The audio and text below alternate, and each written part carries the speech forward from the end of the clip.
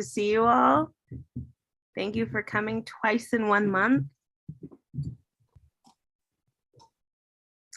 So, welcome to tonight's Equity Advisory Group meeting for the Interstate Bridge Project. Let's have our slides. Great, thank you. All right, so closed captions are in English and Spanish. English closed captions are available within Zoom and YouTube. Users can follow this link to view both English and Spanish captions in a separate browser window, ibr.news/captions. How to access closed captions in Zoom. At the bottom middle of your screen, you should see a menu of options. If you can't see the menu, hover your mouse over the bottom middle of the screen. Click on the CC icon and a separate window with captions will appear. So some reminders. We encourage EAG members to turn on your video. We love your faces. Please say your name when you begin to speak. And if you experience technical difficulties, please contact program staff at 360-329-6744. Public input instructions. There'll be an opportunity to provide brief public input later in the meeting today. To submit input after the meeting, email comments to info@interstatebridge.org with EAG Public Comment in the subject line. Call 888-503-6735 and state EAG Public Comment in your message. So for today's agenda, we are talking about high capacity transit options, reflecting back what was heard from our meeting last time, talking about Hayden Island Marine Drive discussion, more of a deep dive there, auxiliary lanes presentation and discussion. We will have public comment and close out. And I'll note real quick, we just a last minute change that we did. We're going to have the discussion around auxiliary lanes as a group. So we learned at the community advisory group, it's a lot of technical information that's probably best answered as a whole. And I think it'll be more effective that way. So that's why this is different. All right, so we're gonna pass to Emily Thomas Peralta and talk about the high capacity transit options, what we heard from you. So Emily. Good evening, everybody. Over the past several meetings, we've shared information with you about the high capacity transit options and had conversations where we sought to get your feedback on this component of the locally preferred alternative. And so we wanted to kick things off tonight with doing a quick recap of the feedback that we've heard from you so far to make sure that it accurately represents the perspective that you've shared with us and to see if there's anything else that you feel is really important should be included. So next slide, please. So regarding the decision between light rail and bus rapid transit, you have shared with us that it's important to rely on data, in particular differences in rider demographics between BRT and LRT, including who will be relying on transfers. That equity objectives need to be front and center when evaluating the options.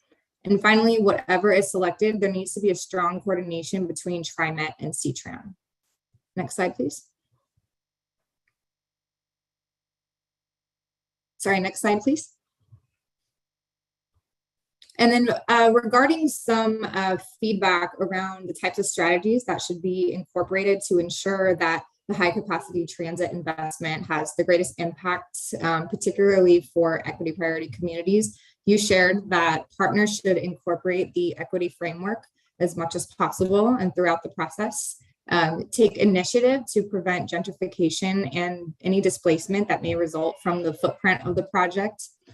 target hiring local and lower income workers for both construction and ongoing operations, utilize universal design principles, and finally develop a community benefits agreement, which the program is in the process of developing right now. So that basically is the recap of what we had heard from you, and we wanted to see if if that accurately reflects what you've shared with us so far, and if there's anything else that you feel should be included.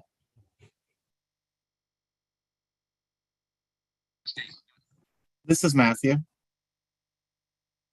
I was just wanting to know, and I apologize, I was not at the last meeting, so if I missed this, please feel free to share. Other than the universal design, I was not really seeing a lot of the priorities or concerns that were related to the feedback received by communities with disabilities, and I just wondered if that information could be bolstered up a bit more to reflect kind of the really diverse needs, not just of those communities, but specific needs of the disability community in those decisions. I think of one specifically that sticks out is that in the communities with disabilities feedback session, it was shared that there really is no point sorry, let me rephrase that the decision for high capacity transit must reflect the need to connect Portland with east of I-5 in Vancouver, because there already is enough infrastructure for people who, or I should say there's already a way for people to get in and out of downtown Vancouver to Portland, but there's not really a consistent way to get people with disabilities and other passengers from Portland to Clark College per se. And so I didn't really think that that was reflective enough, because that was a very important piece of feedback that was received, is that there's really not a need to look at other ways of taking high capacity transit into Vancouver unless we're talking about going all the way. That is certainly something that we will add to that list because we're going to be packaging this feedback and providing it to both Greg and program staff and the executive steering group. And that's certainly something. Did anyone else have anything to add on that, or anything else, any other points that Matt you wanted to make sure were better reflective of considerations of folks with disabilities? I'll give everyone else a chance to speak up, and if not, I'll chime in again.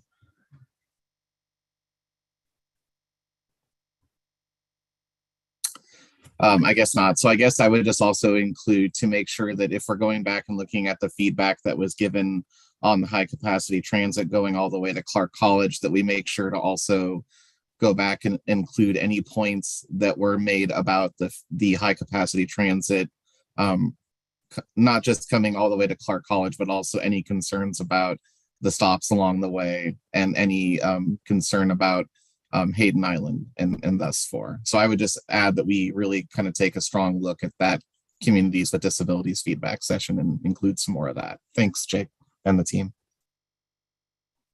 Thanks, Matt. And that was just to be totally cool. So that was the listening session that was the communities with disabilities. Is that correct? Yes, correct. Okay, cool.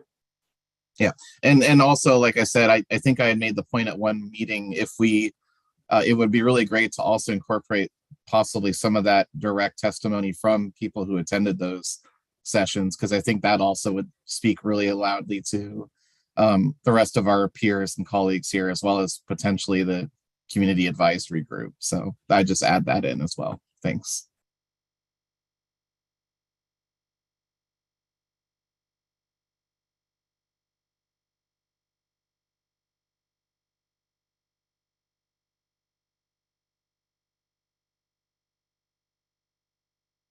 Is there more that people, more feedback to offer? Sabrina. Thank you. Yeah, Sabrina from Metro. I think the summary reflects the feedback that the committee or this group has provided.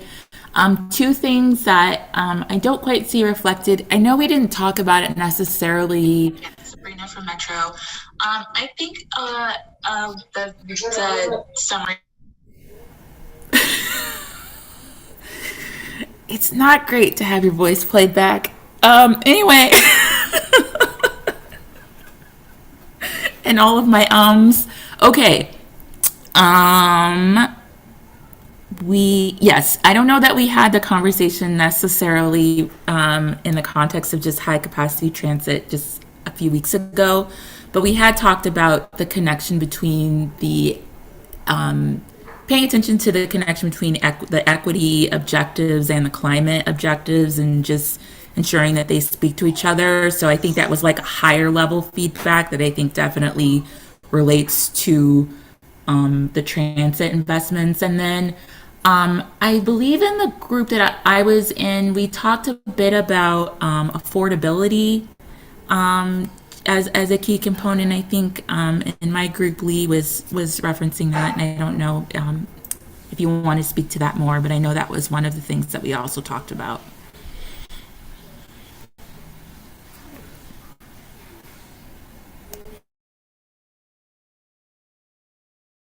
Yeah, I'm happy to jump in. Hi everyone, sorry I'm late. Lee Helfins, they, them pronouns.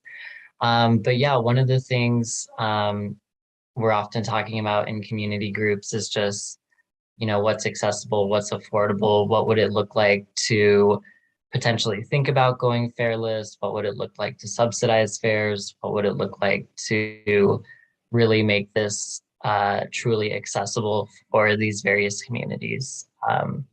Yeah, we know that that's something that we often talk about in the context of like going fareless regionally, and we know that's something folks are really excited about.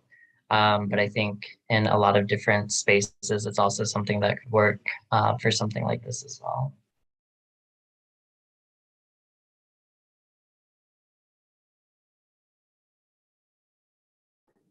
So basically, in that, making sure that, or I guess a suggestion that as we're looking at the transit option and making that decision and how to implement that, that we kind of explore opportunities to improve affordability for riders. Is that an accurate way to put it? Yeah, whether that's through like any sort of pilot or a phased in approach, or exploring that potentially as more funding becomes available. I think community members would be open to various options. Yeah. Sounds good. Thank you.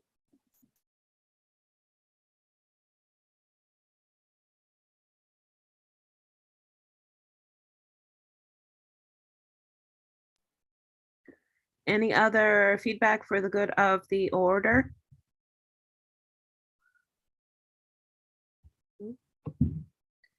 All right, great. Thank you. Thank you, everyone. And please, if something does come to mind, please send it to the IBR team.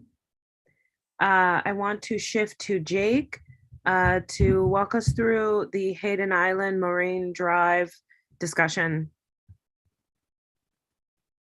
All right, I'm going to do my best. Those of you who were at the meeting a couple weeks ago know that there was a ton of information on Hayden Island, Marine Drive, interchanges, and all those kind of infrastructure improvements and those options around it. So we heard from Brad Phillips, who from our design team knows stuff way better than me, but I'm going to try to just kind of recap the basics and give those of you who either weren't there or have had more time to sit with the information to provide some further feedback. And we'll also share kind of what we've heard so far. So basically what we've come down to that we are evaluating are two different options for this area of Marine Drive and Hayden Island. At the highest level, the options are between a full interchange, and that means on and off ramps in both directions to and from the freeway, or a half interchange, partial interchange, where you can get on and off in one direction and one direction only. So basically from the north or to the north, you'd be able to access I-5 or get off of I-5 at Hayden Island. And then if you were coming from the south or going to the south, there's a little bit of a windy thing that you would do around Marine Drive to be able to access Hayden Island or to get to leave Hayden Island and go further south. So what I'm showing here is this 3D image of the option 1, which is just full interchange. Don't worry about the option numbers.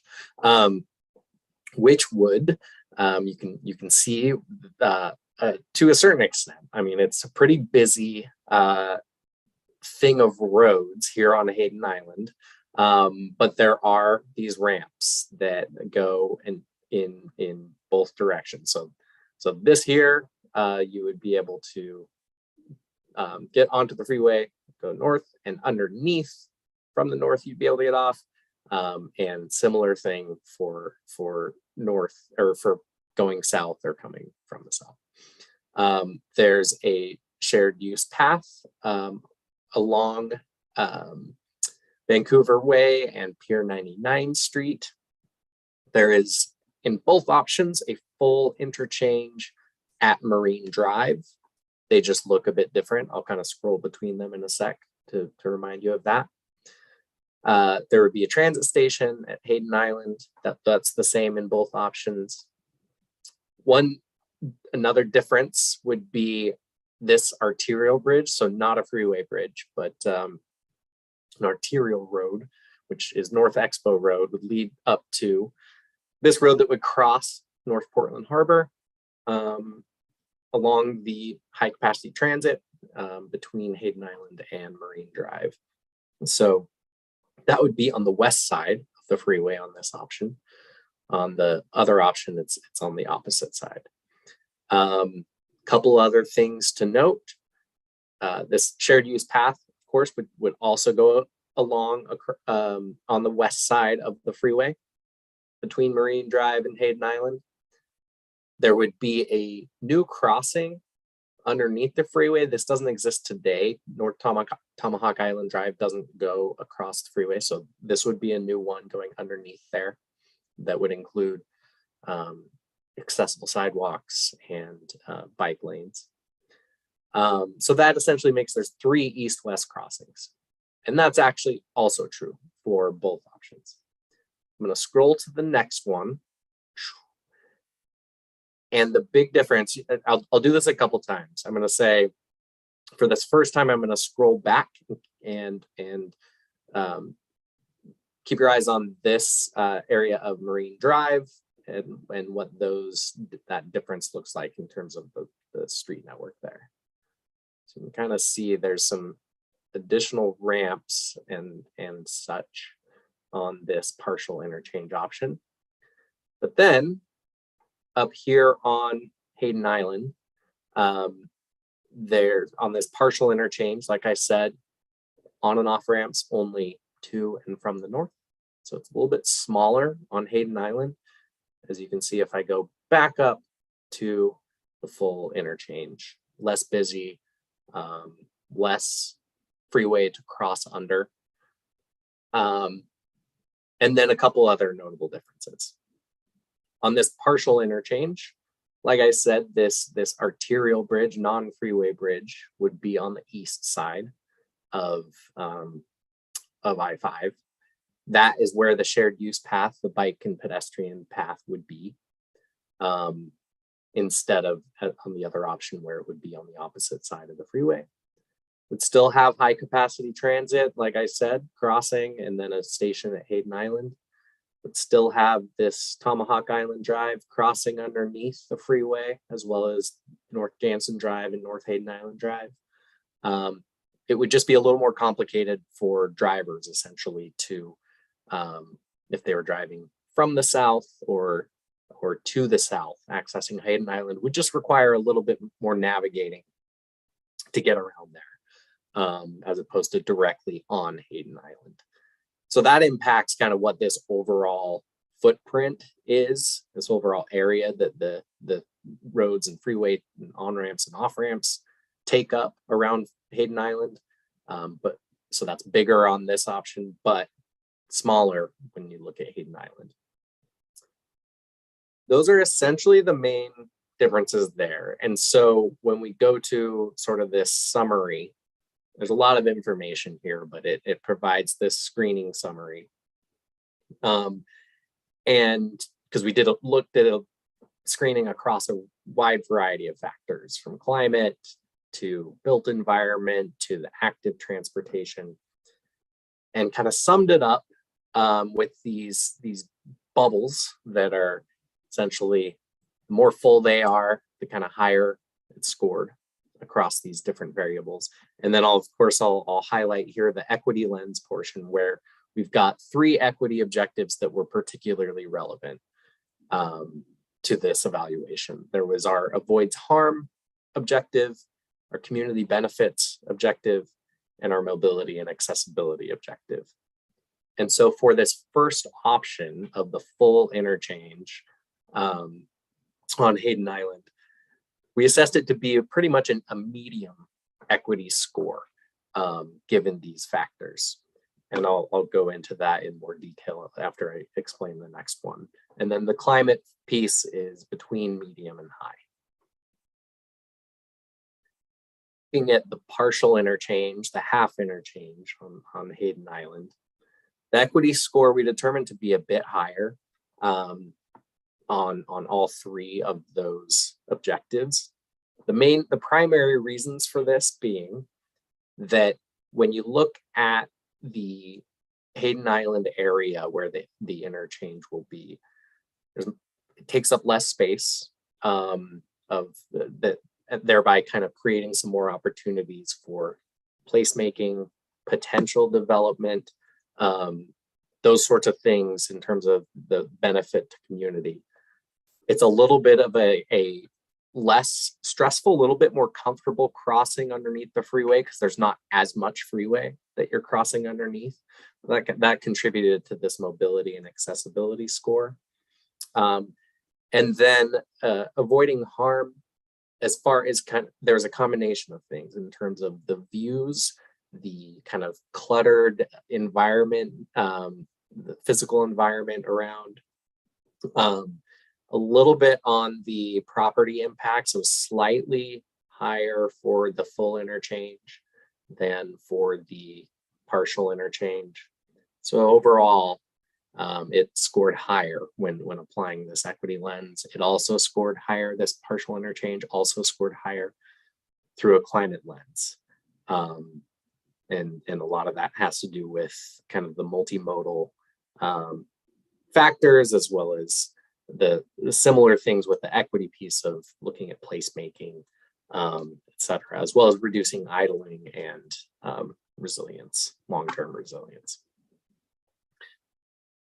So just as a kind of quick review here, the analysis that was done found that freight operates acceptably with minimal delay in both cases at Marine Drive. So freight was not really a variable. It was similar between them. This full interchange, you have a pretty direct shared use path for bicycles and pedestrians. But the partial interchange actually has a more direct north-south shared use path, essentially crossing this North Portland Harbor between Hayden Island and Marine Drive. I'm going to go back to the full interchange. In both cases, the plan is to replace the North Portland Harbor Bridge because it is not seismically resilient. So that's not a difference between them. Similarly, intersections would be up to ODOT and City of Portland performance standards. So that's the same between them. And then I spoke a little bit to this full interchange. It is pretty complex and large, so that makes it a little challenging for local placemaking. It's a larger construction footprint. And then there's a few other factors here that I think I pretty much already covered. This on the avoiding harm piece. There are some floating home displacements that would be necessary for this construction, and there are on this option, the full interchange, there are more than there would be on the half interchange. So those are I guess I'm continuing on real quick on the half interchange, partial interchange piece. This was something that you all raised that I'll point to on the next slide too, is that wayfinding is a bit more challenging with this partial interchange around Marine Drive, because there's so many, it's kind of that spaghetti type look to it of roads and on-ramps and such. So that is one kind of piece that detracted from it, but at the expense of, or in exchange for, having it be a bit better, a little bit more comfortable on Hayden Island as far as crossing and that environment. This next slide sums up the three options. Well, the two options really compared to the 2013 design from the Columbia River Crossing project.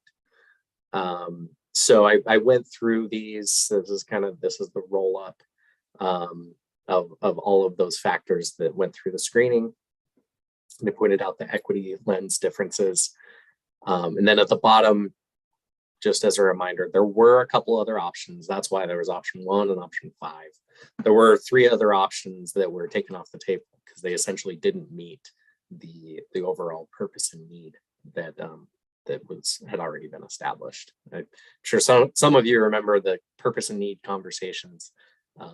They're really the core of the project, of how they move forward and how things get approved at the federal level. So here's what a wrap up, roll up of what we heard from you so far. And right at the top, a lot of information to digest, difficult to understand all of it. And we heard you there and definitely agree. We heard it's always crucial to understand the human experience and impact. So trying to get down to that level of what does it look like for an individual to navigate this space. There's a question about option 5, so that's the partial interchange. Why it looks to have a bigger footprint, at least around Marine Drive. And why does that make it, given that, why does it score better for equity and climate? So I wanted to clarify that.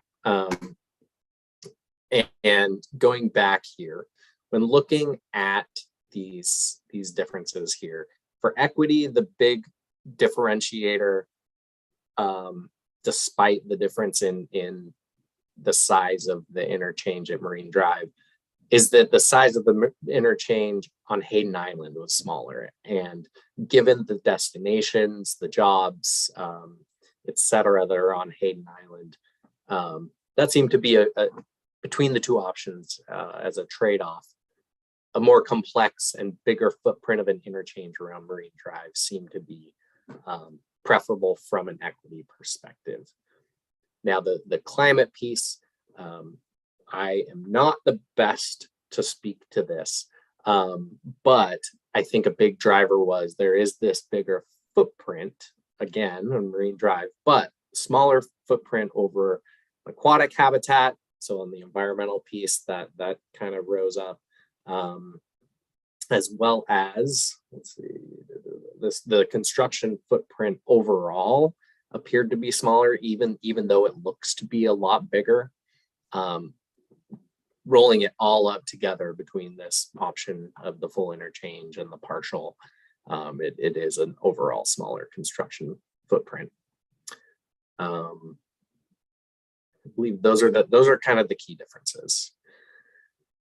So one question was, does one option provide more opportunities for construction work than the other? I think that's something that we can't totally answer at this point, because a lot of those details will be fleshed out as we go into more detailed design and engineering. The next one, both options provide economic and community benefits, but it is difficult to understand which option provides more of these benefits.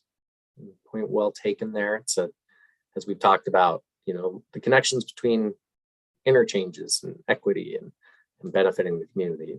It's a little fuzzy at times.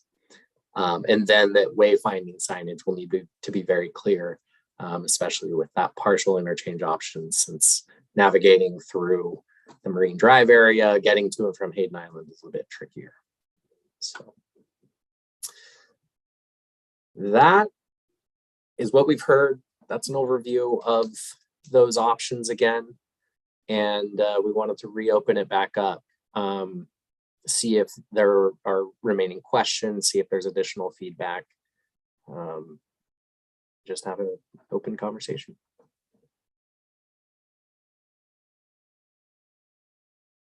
Karen. Aaron? Yeah, hi, this is Karen Hammeroff. My question is regarding, I believe it was the partial interchange that you talked about, the possibility of a loss of the residents with floating homes. Was that correct? That was the option? On both options, Yeah, would, you're on mute. yeah, both options would displace some So floating. my question, okay, so my question about that is like, then what is the compensation to the residents or owners? Like, what happens with the loss of the residents? Because considering like the cost of living increase here in our area, like that would be my concern around that. What happens? And I'm definitely non-expert. I do know that folks are compensated of market value, but John, I believe, who just popped on camera, might be able to speak to that. I'm hoping that's why he popped on camera. Yeah, no, I'm just pointing out that as we decide what we're going to study, we will take that into the National Environmental Policy Act process, where we'll look at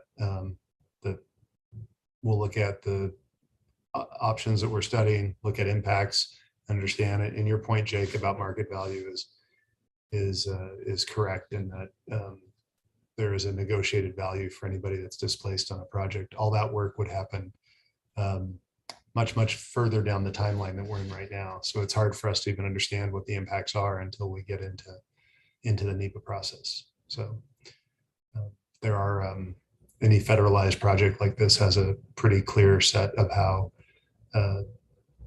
those impacts are dealt with. So it's kind of a half answer, but I thought I'd just chime in and help there. Thank you.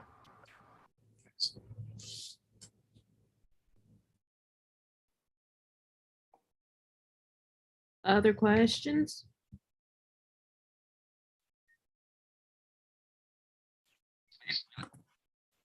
This is Matthew. I have a question, Jake. First off, I want to say thank you for making the physical 3D model available. That was very helpful to try to understand this very complex differentiation.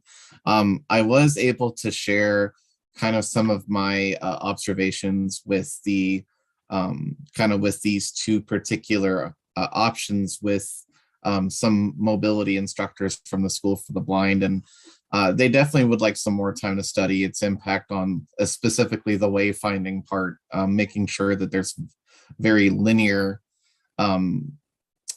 mobility paths. But one thing that I just wanted to clarify, and this is probably more my lack of understanding, and it probably was mentioned before, but when we talk about mixed use path, are we being specific enough to say that anyone, whether it be active transport or pedestrian, would be using that same path in either way? Yes, that it would be open to both bicyclists and pedestrians. Yes, and then I know we haven't gotten to this detailed of a design, but I can pretty confidently say there would be a separation between Oh, them. Okay, great. That was At just least. something I figured as much, but I did want to make sure there was a separation.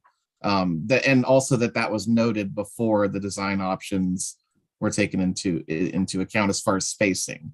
I think that was the main concern of the O&M instructors when they were taking the observations that I was giving them was that is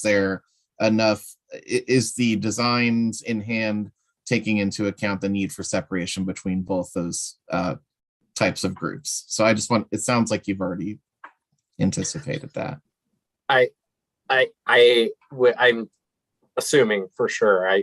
Okay. I want to know John nodded when I said that. Okay. Maybe you can, John, kind of confirm that, but it seems like that's kind of the standard that we would set for this. Okay, great. That answers my question. I did kind of relay that, but I just wanted to make sure that I followed up on this end as well. So thank you. No problem.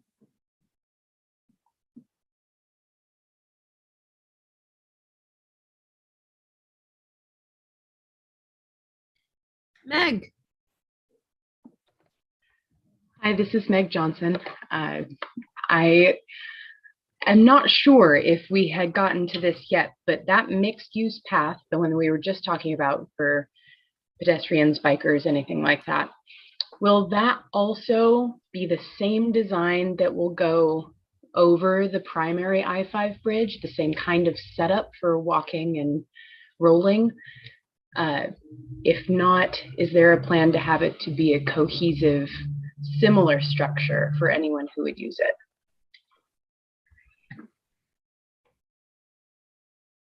Yeah, so my understanding, it would be like the standard of it would be to be like one of the highest standards of what a shared use path, a new shared use path would look like, and that would continue throughout from this location across to Hayden Island and then across the Columbia River to Vancouver, and connecting to other facilities, or might be other connecting facilities that might be built. I think that's also kind of TBD, but again, I'll look to you, John, if I'm saying anything wrong here. No, that is great. I think we have a dedicated space for folks who are walking and rolling across the bridge. And if I understood the question correctly, just as Jake mentioned, we look for opportunities to keep those uses, give them space to be separate so they can work together. At some points throughout the project, we will have mixing zones where the uses will come together, say at an intersection or in a place where there needs to be a crossing. That's a lot of the design detail that will happen further down the road, but we have created in all of our options a lot of space for active transportation, which is kind of an interesting and exciting aspect of the program moving forward. We haven't talked about it a lot as we've talked about some of the bigger design options we've looked at, but yeah, I think you got it. You nailed it, Jake. Good job.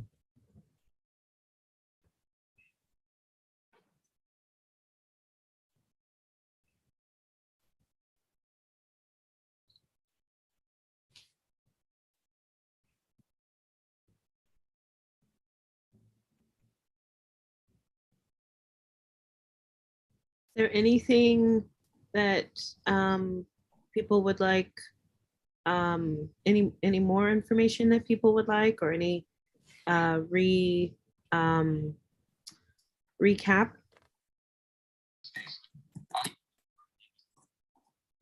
This is Matthew. I have a question again, and it's more of a curiosity because I wasn't at the last meeting. I know how you're sharing kind of these various portions of these options that we're looking at, but when you talked about the high capacity transit part earlier, did that already receive equity scores too?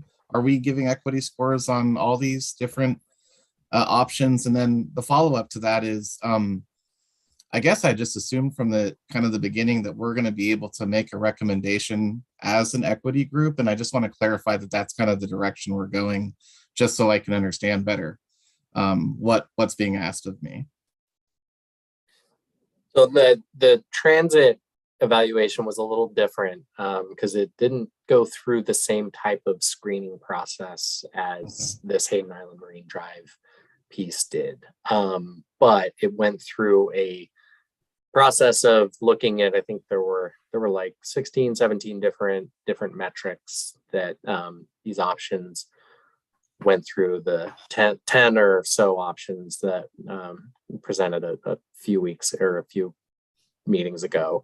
And then we conducted an equity analysis looking at the residents who live within proximity of potential stations and then access to jobs within certain timeframes, and looking at that for communities of color, for low-income travelers, and for people with disabilities. And I compared those across options. And that was essentially that was supposed to be kind of this equity lens on it, or at least part of the equity lens on evaluating those options. So that's part one. Hopefully, does that answer your question? Yeah, that's fine. I just wanted to know if this was like a uniform system being used, or if it was just in this specific instance that scores were given. Yeah, a little different approach to the Okay. two. And then on the recommendation piece, what we have been sort of driving towards is a compilation of EAG feedback that we would provide to the program, and across these various elements. So on Hayden Island Marine Drive, on the transit, on aux lanes, we provide that feedback as opposed to kind of a formal, like, here is what the EAG recommends for like choosing option X for transit and choosing a partial interchange and choosing this many aux lanes. That's kind of what we had been driving towards. So just to make sure, okay, so just to make sure that I'm following along in the same car, what we're driving to now is that part where you're collecting the feedback from these different parts, or that's been happening already. And we're going to get to look at all the summary of the feedback you're going to submit before you submit it. I guess I'm just not used to being in a situation where a recommendation hasn't come from an equity group before. And so I'm just trying to understand the process a little bit better, because I do think that potentially other people may be thinking that we're going to be providing a recommendation, but maybe we're not. So I just would appreciate some clarification.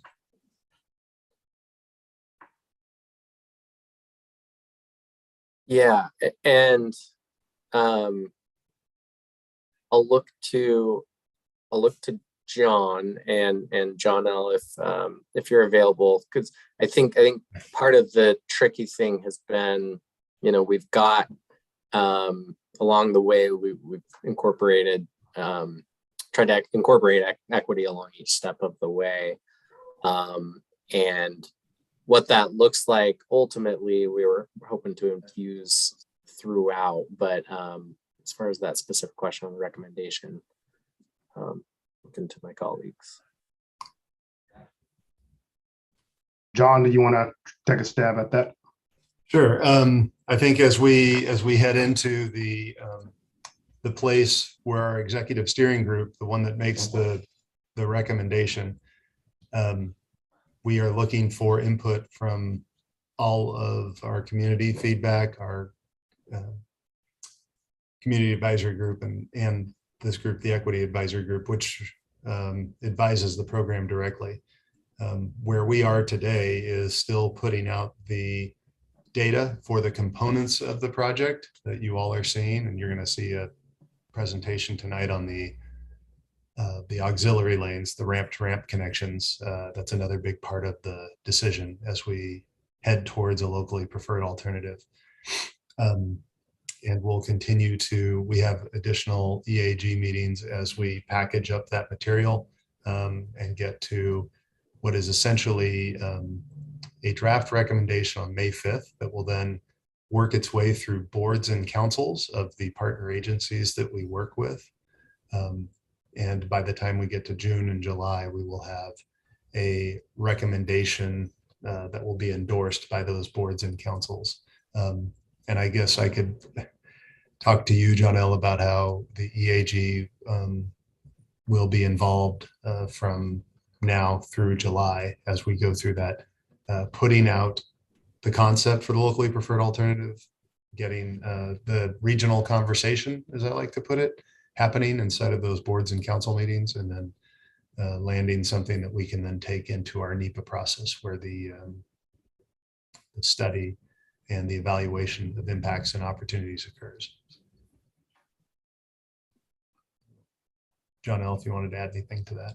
Yeah, I mean, I think additionally, as John indicated, there'll be an opportunity. We'll want to hear from you whether we got it right, right track, wrong track, based on the feedback that we've been accumulating from this group, as well as, again, the equity framework has been a guiding North Star for the program as we've been developing all of these options.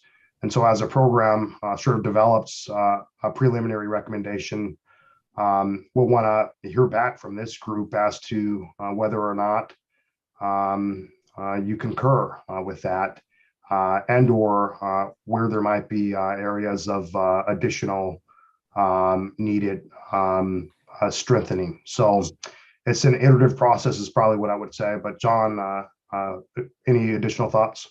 Yeah, I'd say most importantly, looking at the screening criteria that we've developed and the feedback we've gotten on all of the evaluation we've done, want to make sure we can come back around and say, here's a locally preferred alternative. Does it check the boxes? Did we hit those screening criteria that you all helped us develop? I think that you've seen that play out on the Hayden Island Marine Drive, specifically as we, and all the other components that you'll see when we get Tox lanes and the transit information that we've shared as well. Those criteria that we've developed help us say, as John L. talks about looping back, making sure we got it right. We'll use that information to see how we're doing. I don't know if I'm answering the question. No, I appreciate you going in depth a little bit. I do worry a little bit when I hear a date like May 5th. Like, I'm just going to be like, coming from the perspective of somebody sitting on this committee, I see a lot of stuff in the media about decisions that are already being honed in on. And obviously this is the media, right? We take that with a grain of salt, but it also feels like a lot of decisions that we felt we were going to have a lot of time to sort through are kind of being exponentially kind of piling up, and we're getting to a point where decisions are expected. And so I just want to make sure that the EAG process is being respected, and that like if we're expected to have some sort of complete feedback in hand by May 5th, like, and correct me if I'm wrong, if I'm misunderstanding that, but it sounds like May 5th is kind of a very important date. I just wonder if we're not going too fast and if we need more time to sort through this. I know that I just had the opportunity to put my hands on the Hayden interchange part literally just last week, and I'm still digesting it. So I just hesitate to make any major decisions with only weeks to go. Yeah, I think so. I'll just leave it at that. Okay. I think where we're headed to in July is the start of the process. We have to give our team something to study in the NEPA process. And so I do want to think of this locally preferred alternative as a high-level decision throughout the region of what we are going to take into the NEPA to study. So the LPA is not the end, but the beginning of the definition of this program. It feels fast to folks on the team as well. We have some goals that we need to meet long-term for the program that we're working hard, but we don't want to meet those needs at the expense of any process that we've laid out. And so getting all that to fit is really important. And I want to make sure that in answering that question, I know May 5th is where we get to put a draft recommendation out. And that is soon. That's just a few weeks from now. But that is the point where we get to start this regional conversation through boards and commissions. And as John L. mentioned, we'll be in the EAG will be in lockstep with the program while we're going through that. We are going to hear a lot. We are going to be, the program and the EAG and the CAG are going to be witness to a lot of conversations and a lot of public conversations as that draft locally preferred alternative that, again, at a very high level describes the program that we want to take into the NEPA process. So actually, I look forward to those conversations. I think we'll learn a lot. And I can tell you right now that draft locally preferred alternative will probably be tweaked and moved as we go from draft to final from May to July. And I do realize May to July is also a very quick time as well, but that's the overall schedule we're working towards before we enter into the very structured and federal and public process that is the NEPA process. But thanks for the feedback. I think that's really critical for us. Yeah, absolutely. Thanks for sharing that. And I think that it's really important for people to hear. So thank you. You're welcome. This is Sabrina. I'm curious, is the community advisory group making a recommendation, or how is their input being incorporated or kind of summed up at this juncture? Yeah, their feedback is being synthesized in a similar fashion. The community advisory group, they have adopted a list of values, and we've been going through each of the elements and kind of measuring against those elements against their values. And so again, similar fashion, it's a culmination of their feedback over a period of time. So John, I don't know if you have additional thoughts to add. No, I think you've captured their charter and their charge accurately, John L. So we do know that they have a little bit of a formal role as far as being connected up with the executive steering group, and the two co-chairs of the CAG do sit on the executive steering group, so they are part of that organization as well. That's the only thing I'd add. Okay. I think I just want to then kind of echo what Matt was saying about the EAG having some chance to kind of affirm whatever synthesis of feedback is then goes up into the process. And so we've done a little bit of that here, but I think a more an opportunity to kind of look at that synthesis would be appreciated. To look at the modified LPA, Sabrina, is that what you're referring to? No, I think it is the synthesis of the EAG's feedback. I guess just kind of what still not quite understanding the form in which that will be pulled together. And I fully understand that it's been incorporated throughout the process, but I think it's important to at whatever we get to whatever decision we get to around the LPA, to be able to concisely say how that aligns with the overall feedback that we got from the EAG. So, or does not, I don't know. But I think that coming together, kind of versus it being in different places, I think is going to be important. Gotcha. So a document of some kind. Yes. I think that the group has a chance to review and affirm on a very tight and short timeline. I know. Yes. Okay. Jake, are you hearing that and capturing that correctly? Yep. Yeah, Okay. definitely. The intention is to have it all definitely presented in one place where it's on this component. Here's what we heard from EAG on this component. Here's what we heard from EAG. So, Okay. yes. And that's my suggestion. Other members of the group should feel free to weigh in too on whether they want to see that. Yeah, maybe just with Roberta, I looked at you, but maybe if we can kind of get some of a consensus here, if that's the right approach, maybe just with thumbs up, just thumbs up or thumbs down in terms of that would be helpful, I think, as to move them forward. So thumbs up if it would be helpful to have a consensus document of some kind that captures the feedback of EAG relative to each of the elements to be handed over to the program as it considers the recommendation for the modified LPA.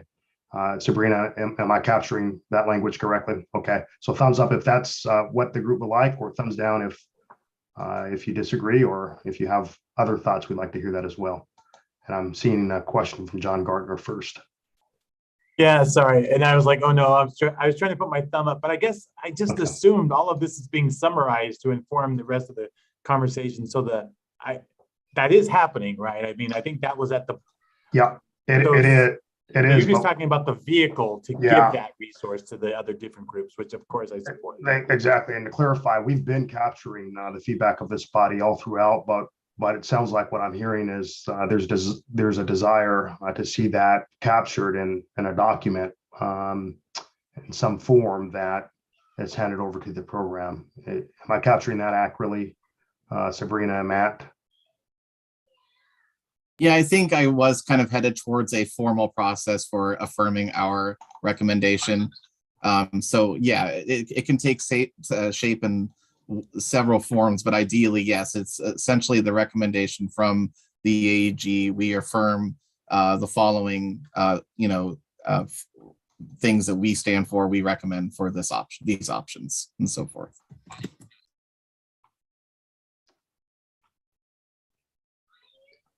Right, so we have Shona, Sabrina, Meg, John, others thumbs up. Karen.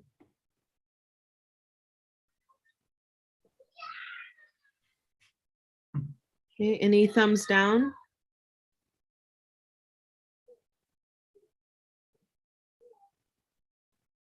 Okay.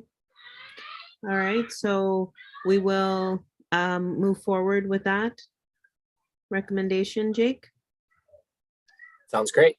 And Dr. Hunt, real quickly, I just we may need to do a subcommittee given the short turnaround. So if folks could think in advance, we may be reaching out to a few of you to kind of help us work on that in preparation of this timeline here. Okay, and I think Matt is thumbs up. Okay, great. All right, and so if any of you would particularly like to participate on that subcommittee as well, please reach out to Jake as well. All right, so Shona, I saw you unmute at one point. Did you want to say anything? No? Okay, good. Good. And why don't we shift to a presentation from Ryan LaProuse, the Transportation Planning Manager, to talk about auxiliary lanes. Perfect, thank you. I will get started here. So I'm going to give an introduction. I've got a three-part presentation.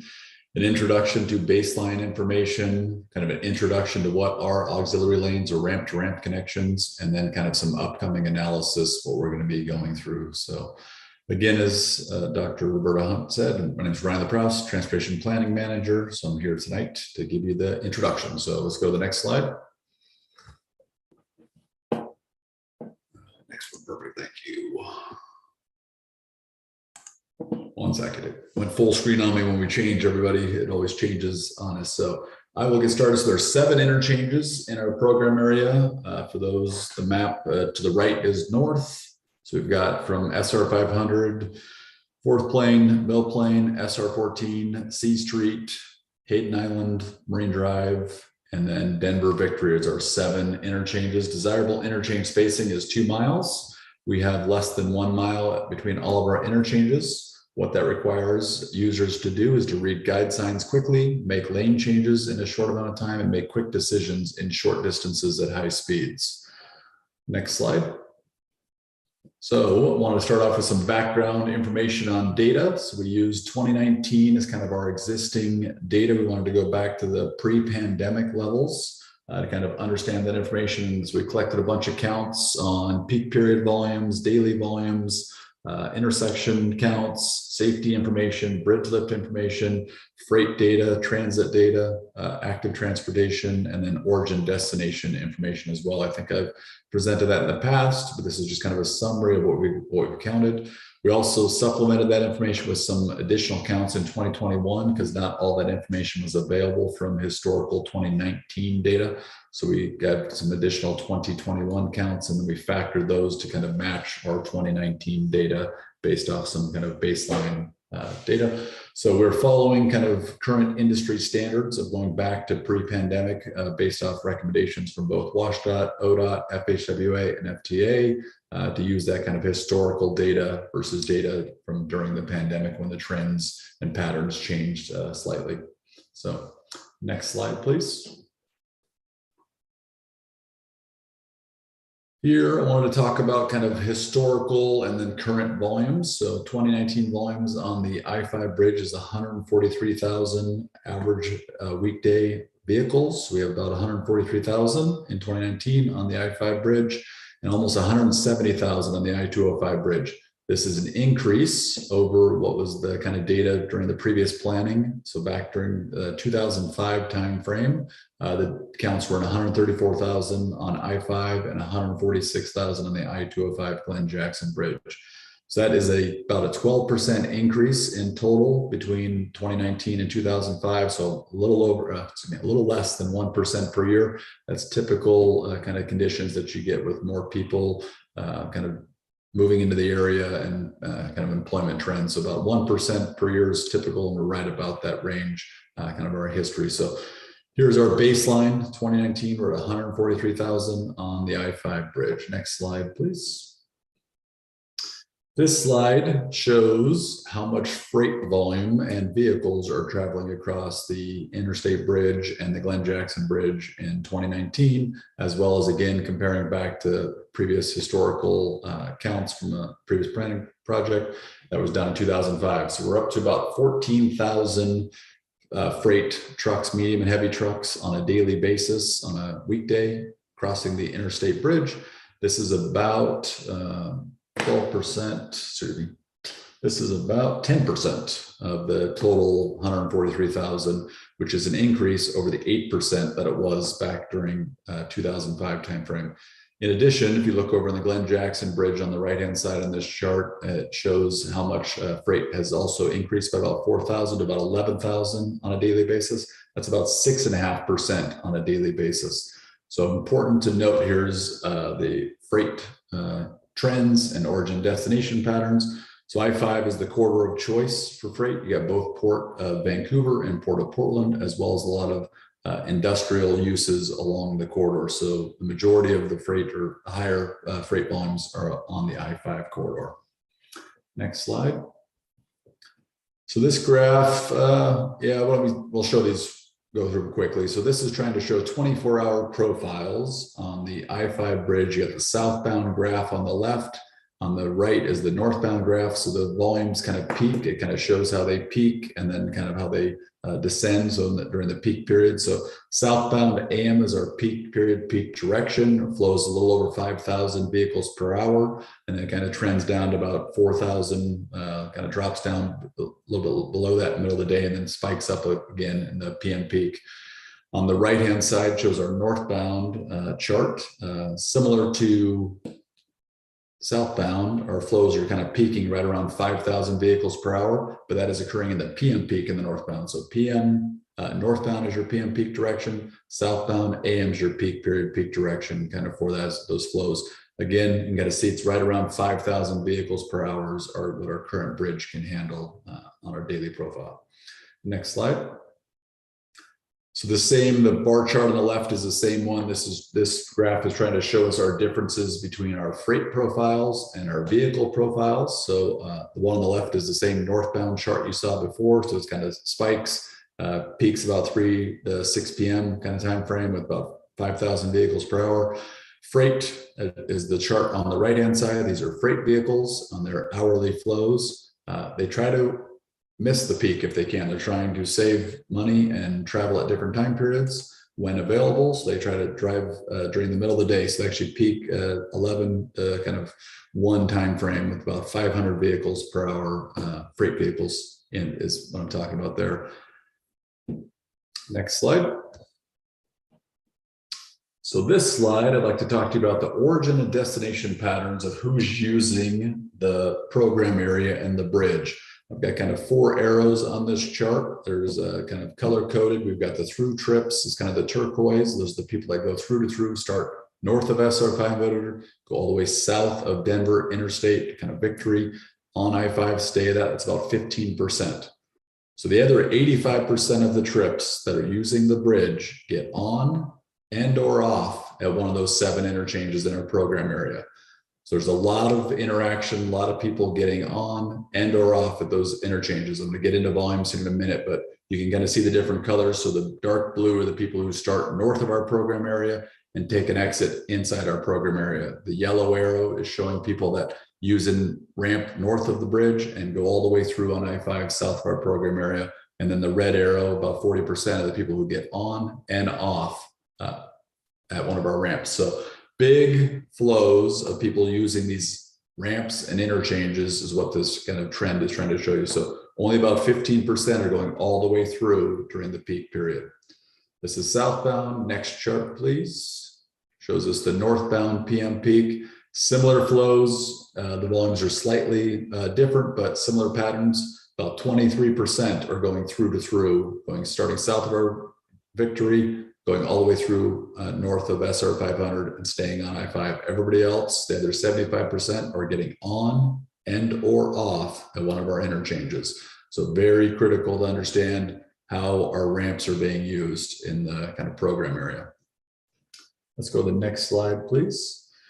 Thank you. So this is small, but I will try to walk us through. So what this is trying to show us is the individual peak hour volumes for all of our ramps. So it shows on and off ramps by color coding here. We've got the on ramps are kind of the turquoise color, and then the off ramps are the dark blue and kind of navy color, and we're showing our flows. So again, southbound AM is our peak flow. So I'll walk you through a few of those critical ramps. So starting at the top, SR 500, you can kind of see SR 500 and 39th Street combine and come on a little over 2,000 vehicles per hour. So that's a full lane of traffic coming on in that area at SR 500. Similarly, you've got the Mill Plain ramp as you kind of head down. It's about 1,400 vehicles coming on. And then SR 14 C Street, kind of downtown, right before you come across the bridge, about 1,000 vehicles per hour. If you head south across the river, you can see the Marine Drive off ramps, one of our major off ramps, about 1,700 vehicles per hour. So again, about a full lane of traffic is exiting at that location. You then continue south, you've got the Interstate Victory kind of ramp there. It's a little over 1,000 vehicles per hour. For the most part, the AM peak southbound is our critical time period. There are some ramps that actually peak in the opposite direction. So I'll show you a few examples of that here in a minute. So northbound AM, much lower flows than the northbound PM, but have those on here as well to kind of understand the trends and the volumes of people using these ramps. Let's go to the next slide, please. So on this one, northbound on the map, kind of are the arrows on the right-hand side of I-5, southbound are the arrows on the left-hand side. Let's go up to northbound. Here you can see kind of interstate, again, 1,200 or so. You've got Marine Drive, about 1,500. Those are 2 big heavy flow on ramps coming on in the PM peak. Head across the bridge, you lose about 1,000. Sorry, we've got a number missing, Jake, but it's about 1,000 get off at SR14. We've updated this graphic. Then you see the SR14 on-ramp, about 1,500. Mill plane loses 1,200. So a lot of people get on and off is what we're trying to show you here. The other thing that's on this kind of plot, which I forgot to mention on the first slide, is the black kind of volumes and arrows kind of at the top and in the middle, and on the south are kind of like your main line.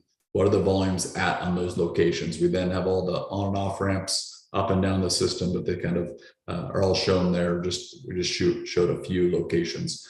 What I wanted to show you here real quick is southbound. If you look at a few of these ramps, they actually are higher in the PM peak than they higher in the AM peak. So the SR14 off ramp just north of the bridge actually is higher in the PM peak. So we need to design for that critical peak flow. So the one just above that, Jake, the dark blue one, is actually higher in the PM than it is. The one you highlighted there, the SR14 on ramp, is actually higher as well. So good catch. So it is critical to understand both peak periods, but for the most part, AM southbound, AM is the critical, and northbound PM is the critical time period. So we'll go to the next slide.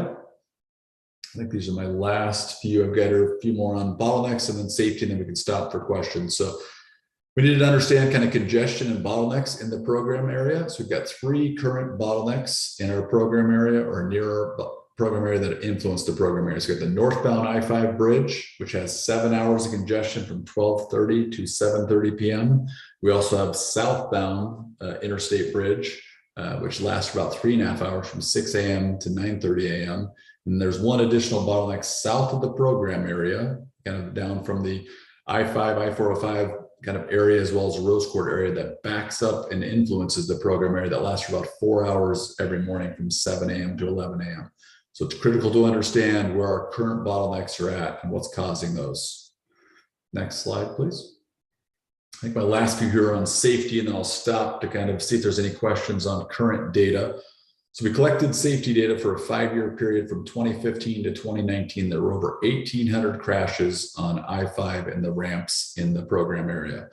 Then we have 2 graphs kind of shown on this. We have an hourly profile to kind of show you how the collisions increase throughout the kind of day. You can kind of see there's an AM spike and a PM spike that kind of has to do with congestion when that time of congestion occurs, similar to those volumes I showed you earlier. And then the pie chart on the right-hand side kind of shows us our types of collisions. So we start on the top of the pie with the rear end collisions are about 55%. Those are mostly correlated to kind of congestion, heavily congested conditions. Next, you can kind of see in yellow at about 20% are the side swipe crashes. Those have to do with short merges and weaving segments. We then have kind of fixed object, about 15%. Those related to substandard design issues or kind of tight roadway network, kind of no recovery area. And then all the other crashes are kind of lumped into that final 10%, which include angle, overturning, parking, pedestrian, kind of in that final 10% of the collisions. Next slide. And this is my last slide in this segment where I wanted to kind of show you. So what we did here is we summarized the types of collisions by type and kind of summarized them by quarter-mile segments up and down the corridor. So on the northbound is on the right graph, southbound is on the left graph. The larger the circle, the more that collisions that are occurring over that 5-year period. You can kind of see they're occurring near those bottlenecks at the bridge, as well as some of these substandard interchange, short interchange space. And then we've got here some of these short distance at the Hayden Island on-ramp, for example, as well as the Interstate Victory on-ramp for northbound. And then southbound, if you look, it's kind of, again, approaching the bridge and kind of near the Mill Plain area, as well as up between SR 500 and 4th Plane are kind of our major collision areas. They have to do with congestion, as well as those substandard features, and then the short interchange spacing are kind of all related to our collisions that we have. So I think that's it for this section. So I will stop here and see if there's any questions on a lot of data. Oops, sorry, one more slide. Sorry, Jake, I did forget that one. I'll go back. I have one more kind of wrap up slide.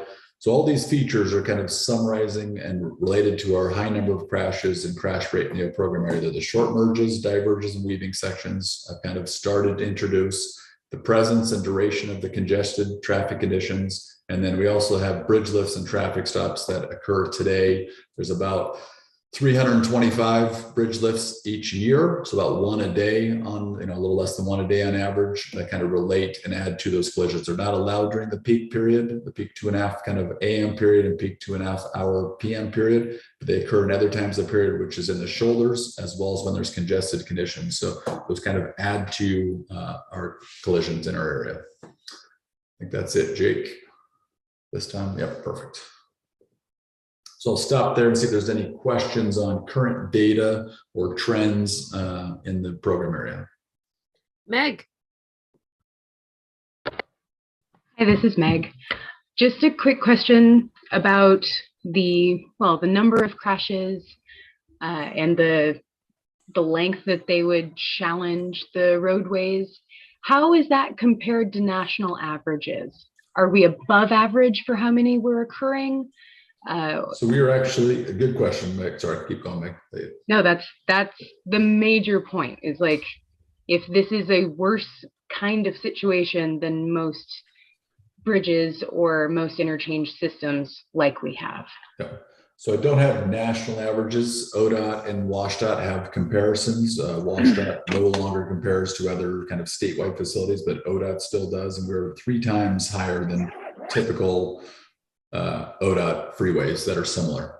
So we are higher, we've got more interchanges, higher volumes in this tight area. So that is a data point. WashDOT no longer does that comparison. We can go kind of try to find out how it used to look and see if those trends still exist. But on a national, I can't, there is no real national database. So I don't have that information for you. Thank you. I appreciate that clarification. Yep. Any other questions on the baseline information? This is Shona, and on the flip side, with the changes that are being proposed, how much do we think that data will shift or be decreased, the number of accidents potentially, or do we know that? Great question, Shona. We are looking into that information. So there's a lot of substandard features out there. I didn't have the greatest graphics to show you, but there's a lot of substandard shoulders. All of Oregon is substandard in its shoulders. There's no chance to recover if something's happened, sideswiped. So we're looking at getting that information, and I'll come back to you with some data for you. Thank you. Yep. All right, let's keep going, Jake. I think I got some slides here on what are ramp-to-ramp connections or auxiliary lanes. Will be my next kind of section. So this graphic is trying to show you what ramp-to-ramp connections are. So they facilitate acceleration, deceleration, weaving, merging, and diverging for automobiles and trucks between 2 or more interchanges. We have a graphic on the top. We have a video that kind of explains this a little bit more, but I'll give you a quick introduction to the graphic on the top. Shows what it looks like without auxiliary lanes and what has to happen with that truck has to merge and the vehicle on the main line has to either slow down or speed up. And then there's an example on the bottom where you have the same case, but with an auxiliary lane so that the truck that's coming on can get up to speed, merge over or not. And we've got pictures kind of showing locations throughout the Portland metro region where they exist and don't exist kind of on the top. But we've got a little video here that saves my voice and gets into a little more detail for you here. So let's go to that next, Jake. Give me just one sec. Yep, it's okay.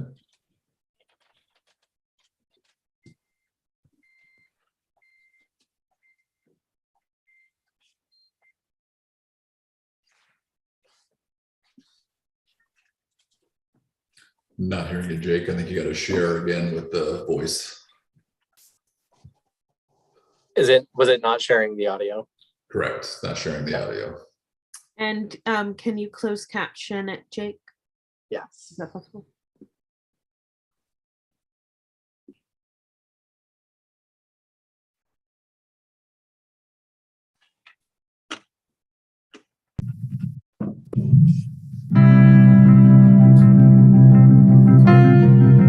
The Interstate Bridge provides a critical connection between Oregon and Washington that supports local jobs and families and is a vital trade route for regional, national, and international economies.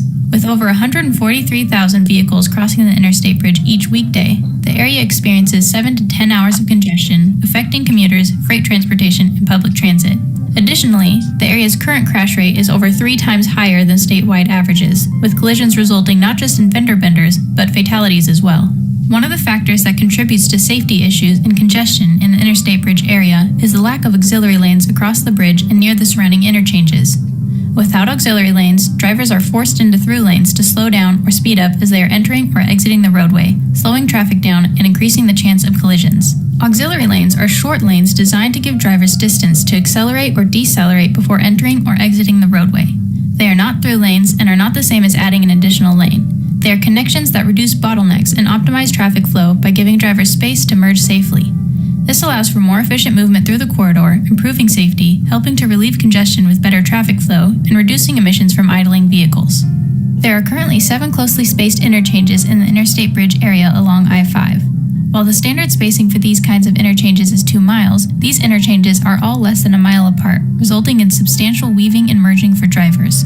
Auxiliary lanes are currently being used within the program area, such as along Mill Plain and 4th Plain in Vancouver and Marine Drive in Portland. However, they do not exist on or near the bridge where a majority of congestion and collisions occur.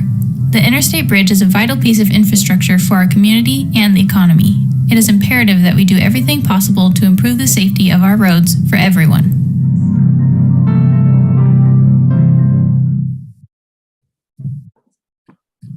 Thanks, Jake.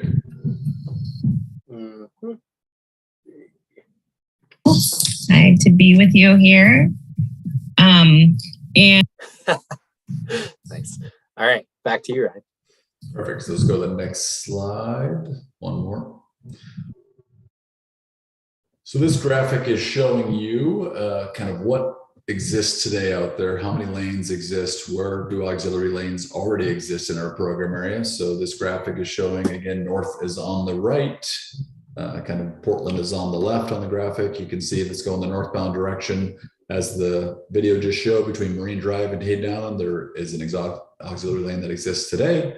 Up north of the bridge between SR 14 and Mill Plain, there's an auxiliary lane, as well as between Mill Plain and SR 500 is kind of an auxiliary lane. And the further to the right is kind of outside of our program area, so we can ignore those for now. Going southbound, actually, at SR 539th, as I mentioned, there's over 2,000 people coming on. What happens there is we add 2 lanes to deal with the amount of traffic that comes on, and then there's less than a half a mile to the 4th Plain off ramp. So what we do is we drop a lane there at 4th Plain, so it goes from 5 to 4 in the section between 4th Plain, then comes on, so you add a 5th lane back on, and then you drop both of those auxiliary lanes off at Mill Plain. So you can see there's sections where you have 1 or 2 auxiliary lanes already existing in the program area. Continuing southbound between Mill Plain and SR 14, there's a 1 auxiliary lane, and then south of the river between Hayden Island and Marine Drive, there's an auxiliary lane, and between Marine Drive and Interstate Victory, there's an auxiliary lane. As the video just showed, they exist kind of in the program area. They're trying to help with these short interchanges, spacing, heavy volumes, substandard merging, weaving, and diverging. But across the river, you can see there isn't any auxiliary lanes. We've got a lot of interaction, as I showed you earlier, about the origins and destinations that are occurring. So that is the big issue with our bottleneck there at the bridge. Next slide, please. So when we're coming up with design considerations, the IBR program is looking at the traffic congestion, interchange spacing that's not allowing for adequate time for vehicles to make those on and off ramp decisions, the heavy and high on and off ramp traffic volumes, the conflicts between the through, regional, and local traffic. We're looking at the freight requirements. What are the volumes? What are the origin and destination patterns for the freight vehicles? What are the grades that are occurring in some of these ramps? We're looking at the crash information that I just showed, kind of that, and see the different patterns that apply to kind of the short merging and weaving areas, as well as kind of other areas on the corridor. We're looking at diversion to local roadways that are kind of currently trying to avoid I-5 congestion. We're looking at the transit information and seeing that transit's only currently sitting in the general purpose lanes because there's no dedicated facilities or guideways for high capacity transit. We're looking at the limited active transportation facilities. And then we also have to look at maintenance of traffic kind of during construction, how to maintain the roadway while constructing a new interchange or roadway. Next slide. So I'll stop there and see if there's any questions about what are the definition of auxiliary lanes, how do they work, where do they exist in the program area, before I get into some potential solutions that the team is looking into.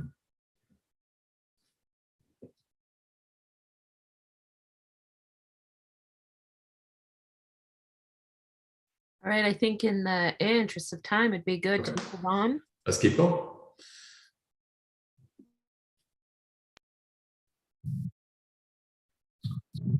So I'm going to start off with the next, we kind of go into the purpose and need and some of the desired outcomes that have been identified through our project partners and our groups, EAG and CAG, and then kind of we've kind of highlighted some of the desired outcomes that will be addressed through auxiliary lanes or ramp-to-ramp connections. So under the travel demand and congestion, more people can move through the program area. Travel times through the program area are faster and more predictable.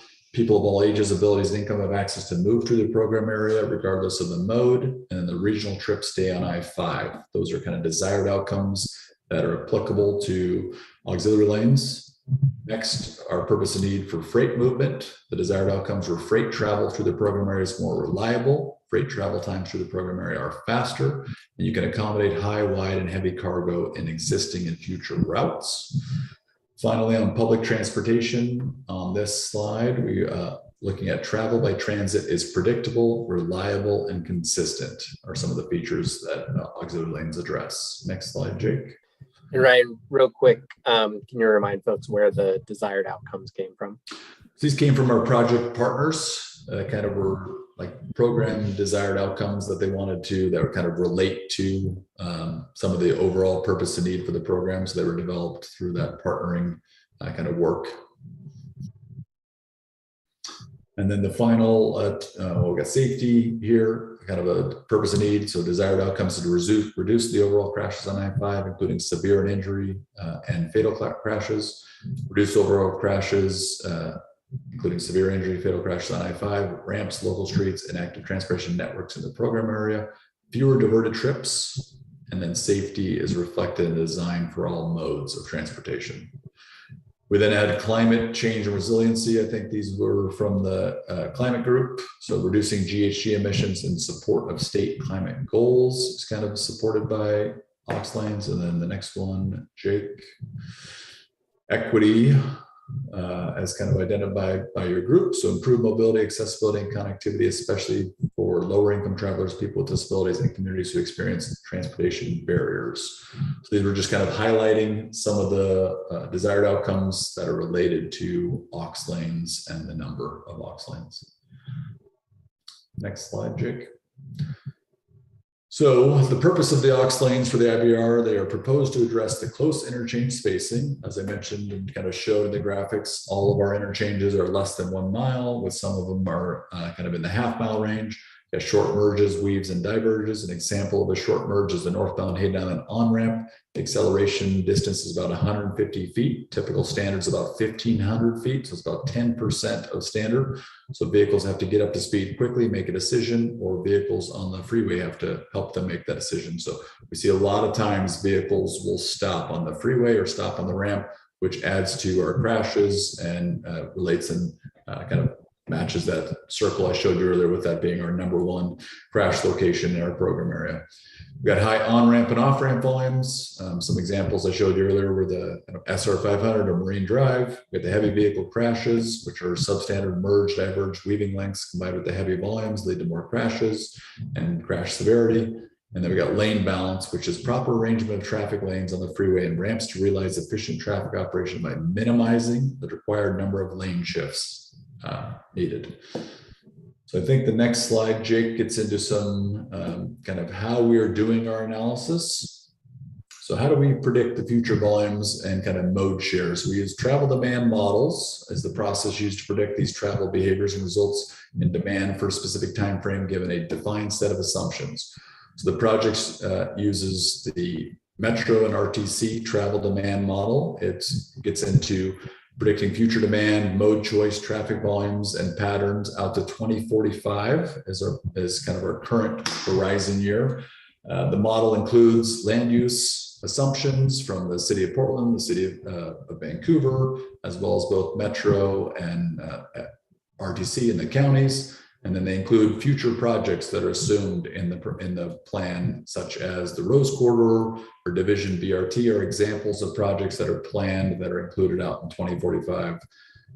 So we have a model that assumes projects. We then take our project out. So we have a no build versus a build conditions. We have with and without the IBR program to kind of analyze the differences. Next slide.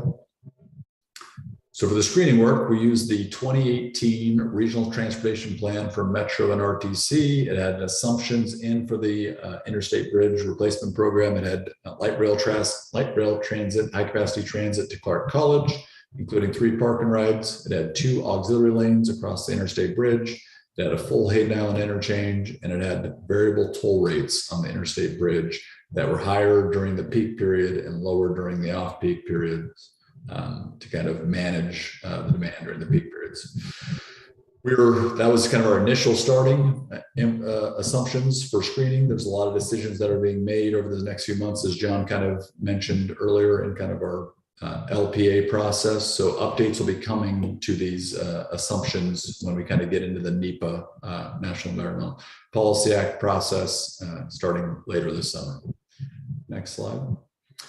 So this graphic shows kind of the 3 scenarios we're looking at. So we have no build scenario, which is on top, which I kind of explained earlier, showing kind of what's out there today, where you've got auxiliary lanes north and south of the bridge, but not across the bridge. We then have a 1 auxiliary lane scenario in the middle there, where you can see you add 1 auxiliary lane at Marine Drive, you drop it at Mill Plain. Kind of in the northbound direction, you do the reciprocal, the reverse. In the opposite direction, you come on at Mill Plain, you add your 1 auxiliary lane, you drop it at Marine Drive. Up in North Vancouver, kind of between 14 up to SR 500, very similar to what's out there today. 1 or 2 auxiliary lanes. You've got a lot of short interchange spacing, a lot of volume getting on and off. So very similar conditions to kind of the current condition up in that upper area of Vancouver. The big difference with the 1 auxiliary lane is you've added that auxiliary lane across the interstate, across the Columbia River on the bridge. Our 2 auxiliary lane scenario is similar, but it kind of fills in the gaps a little bit. It picks up your first auxiliary lane kind of down in the Interstate Victory area. As I mentioned, you're adding about 1,000 to 1,500 vehicles per hour entering or exiting, depending on which direction you're going. You then pick up your second auxiliary lane just at Marine Drive, and you drop that second auxiliary lane at Mill Plain in the northbound, and then the reverse in the kind of southbound direction. You pick it up at Mill Plain and drop that second auxiliary lane at Marine Drive while filling in the gap a little bit up there, kind of between Mill Plain and SR 14. Otherwise, the section up between SR 14 and SR 500 is very similar between the scenarios. 1 auxiliary lane and 2 auxiliary lane scenario. Next slide. So this is an example list of some of the metrics that are kind of transportation and others kind of related. So we've got kind of congestion. I showed you kind of, we have 10 hours congestion at the bridge today. We're looking at how much congestion there will be with the 1 auxiliary lane or 2 auxiliary lane scenario versus the no build out 2045. We're looking at freeway and ramps that are impacted. We're looking at the annual crashes. I think Shona asked about, how will the crashes change in the future? So we're trying to estimate the likelihood of crashes between the different scenarios. We're looking at vehicle trips on I-5 as well as the kind of I-205 between scenarios. We're looking at modal split information, how much volume will be in vehicle versus transit with the program area. What will be the difference between travel times? What are the kind of the cost differences? Some environmental measures, and then some equity measures kind of in comparison. And I think Jake's going to get into that a little bit here in our upcoming, but these are some initial list of information we're going to try to summarize to help differentiate between the 1 auxiliary and the 2 auxiliary lane scenarios.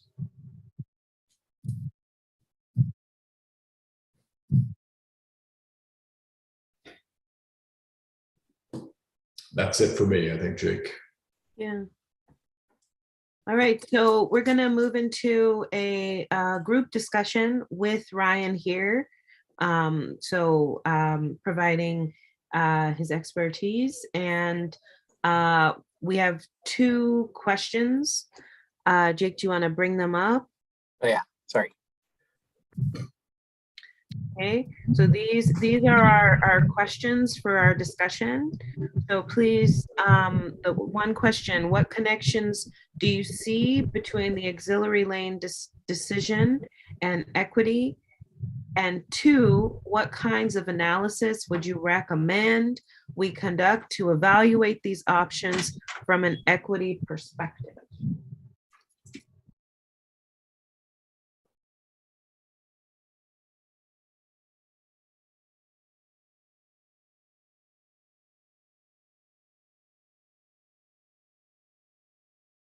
Hi, baby. Okay, Meg. Hi, this is Meg. One of the first things I think about when I see all of the additional aux lanes, especially in Vancouver and equity, is where are they going to be built? A lot of that space, especially on the west side, is all homes. So are those homes going to be taken down? Are we building over them? What would be the way in which those aux lanes would be constructed, and how would that push those communities out of their own spaces that they currently reside in?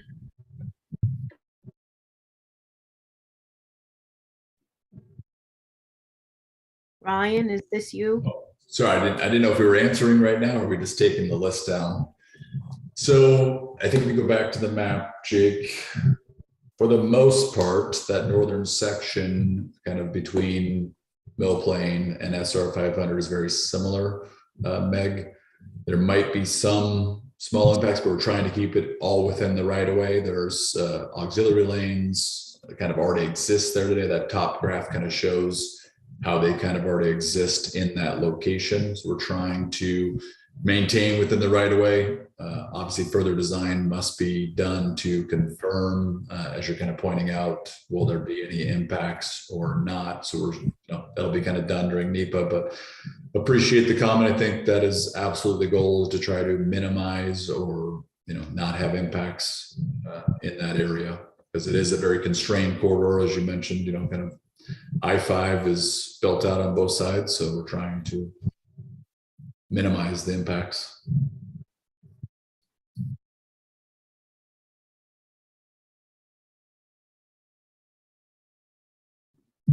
Meg, does that answer your question?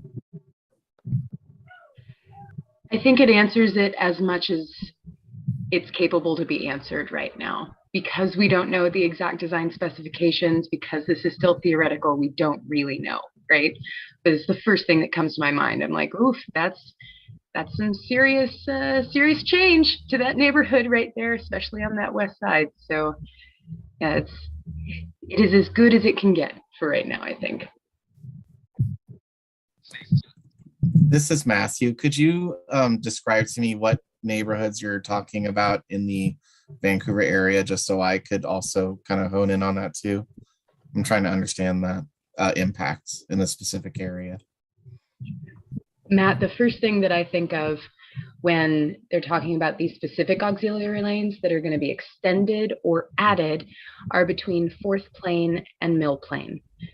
Going north and south. Going north and south, but both on the west and east side.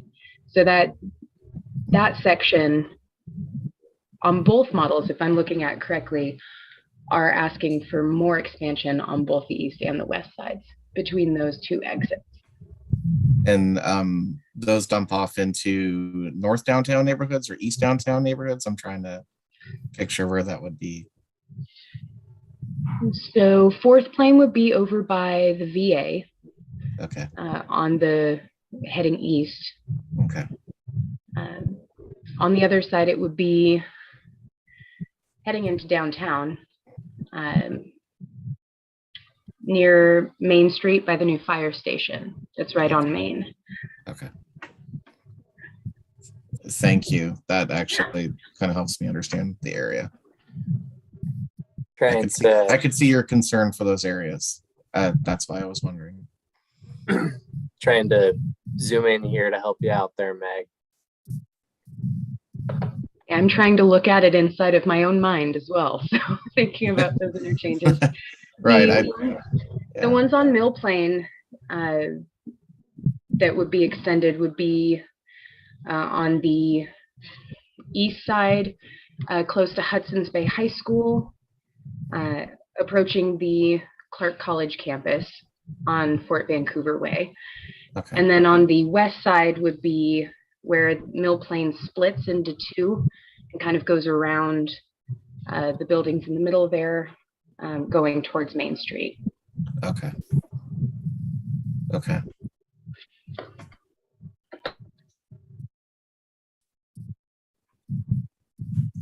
Thank you. Something that came to mind as I kind of take that all in and think about what Meg was saying, and if you could tell me, was the statistical change in, so there's a lot of assumptions kind of baked into all that information, and that's really great information, by the way. Thank you for compiling that.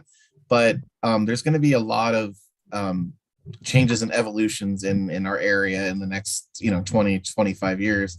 I wonder if the population of 1 in 5 people with disabilities going to 1 in 3 people with disabilities was taken into account when assessing a lot of these different needs. Now, I understand we're going to have to look at auxiliary lanes of some sort, but I'm just wondering, environmental impact, displacement, people with disability, transportation increase.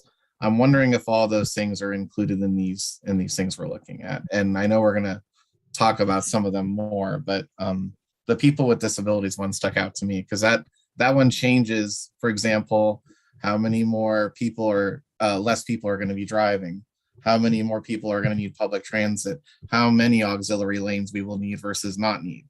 Does that make sense, Ryan? It does. I was trying to get into, so a lot of this information is current.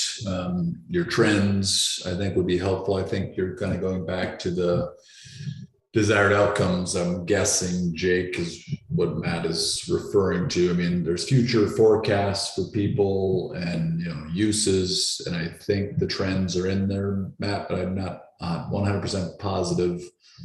But I think what you're also getting at is just kind of the overall desired outcomes. And, we could have missed some. There could be other ones that are related to auxiliary lanes that we should highlight. But those are good facts for us to keep considering in the future. My understanding of the modeling is demographics are pretty limited to, I think, income level, household income is in there, but besides that, I don't think it really is able to or does incorporate things like people with disabilities and that those population changes or race, ethnicity. So kind of a limitation of modeling for sure.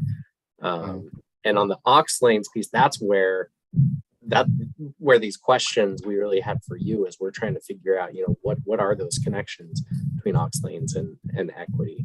And I thought that's a really interesting one that I certainly hadn't thought about, is increase in population with disabilities. Is that that was one I wasn't familiar with.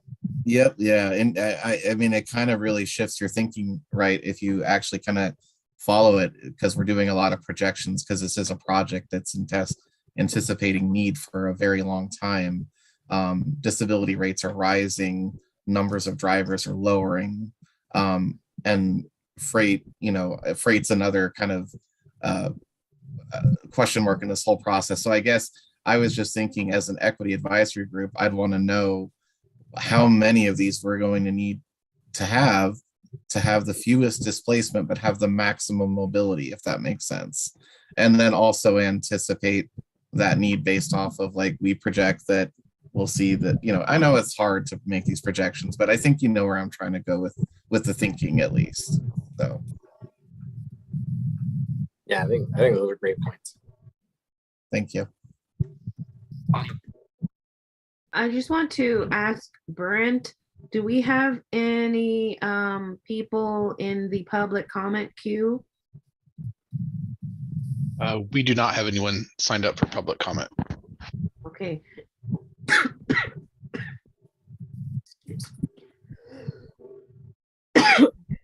excuse me. Do we have another question for Ryan? I just aged. We have another question for Ryan.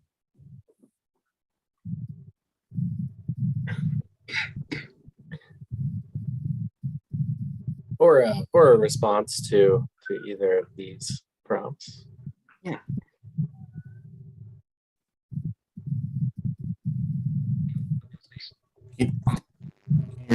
Reread the second one, please.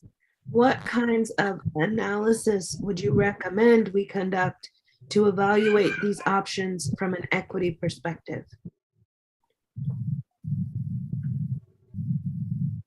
And the first question, what connections do you see between the auxiliary lane decision and equity?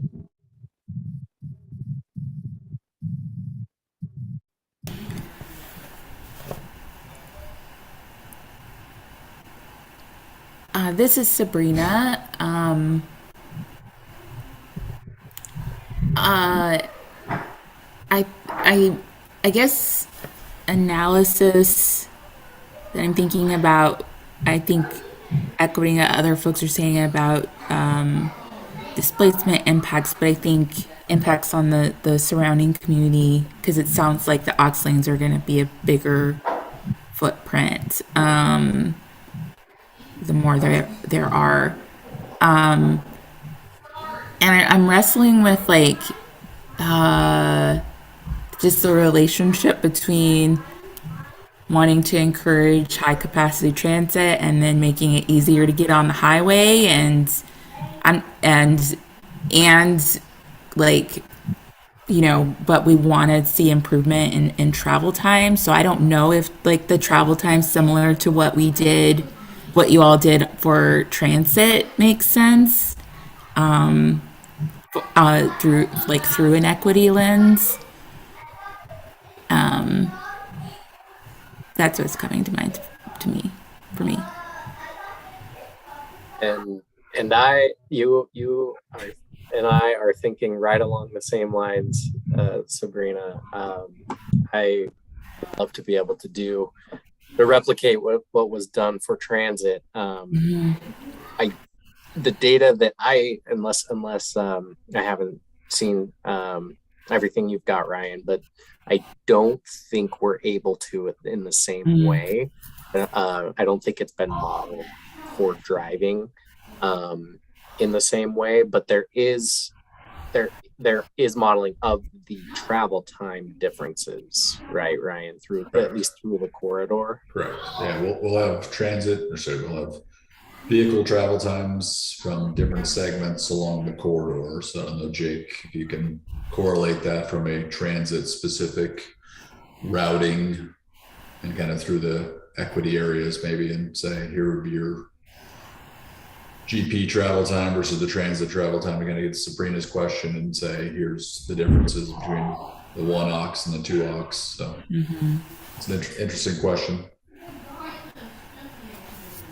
So how transit is impacted by the aux lane decision, like transit travel time. Yeah, we've been planning on trying to get transit travel times, obviously with the program area, the maps were just showing the main line with both the 1 aux and the 2 aux. You will have high capacity transit, you will have bus on shoulder, express bus, kind of improvements in the program area. So all of those are there. So we're trying to pull transit travel times for kind of specific transit routes from different locations.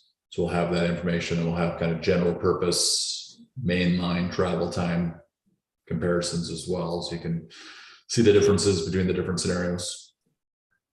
This is Shona. I have a question about environmental impact. When you have the data around travel times, can you also then do an analysis around environmental impact with emissions? Because the travel times have decreased, so that would be another analysis. Yes, we are planning on it as trying to get to it. Maybe some qualitative discussion now, but absolutely in the NEPA process, we'll be getting into those environmental kind of factors, both air, noise, as well as greenhouse gas kind of calculations to show the differences. The other equity analysis, we talked a little bit about displacement already, but there's already a housing shortage, you know, in the region. And so if folks are being displaced, that impact is not only just felt immediately in the area, but also more broadly in the community, depending on how many people are displaced. Hope not a lot, but that's another analysis to think about.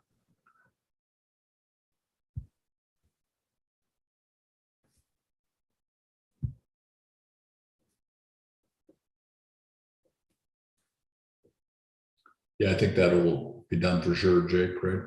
Displacements will be part of the process, so that'll be part of the NEPA as well. Absolutely.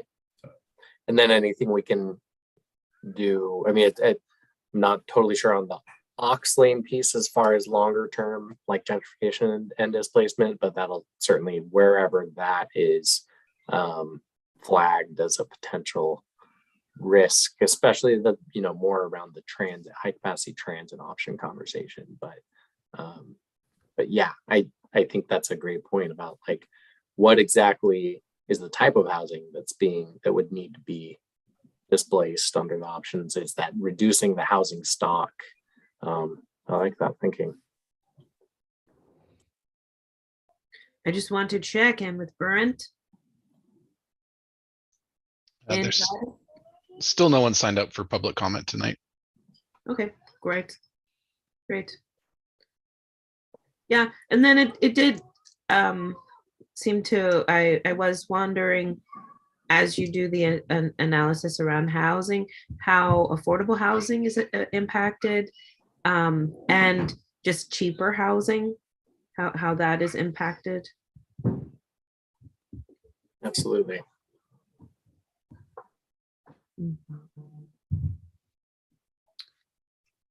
All right, so how about one more minute? Is there anything more? I'm sure there's more that people have to say or are chewing on.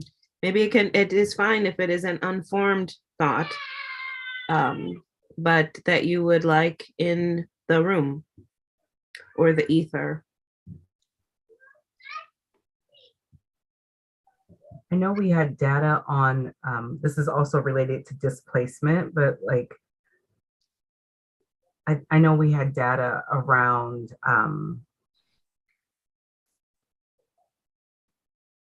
where different folks live, where Black folks live in Vancouver, where, you know, like of that displacement, like, you know, who's being displaced.